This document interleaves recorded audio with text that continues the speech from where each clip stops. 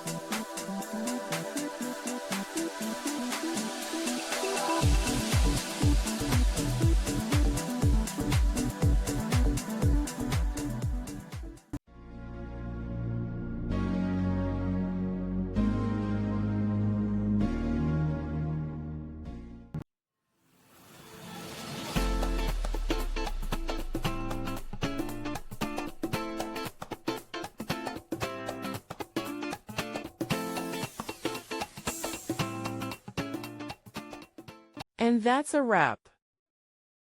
I hope you found the answer you were looking for. If you did, take a second to hit that subscribe button. It really helps out. And let me know in the comments which solution worked best for you. See you next time in the Debug Zone.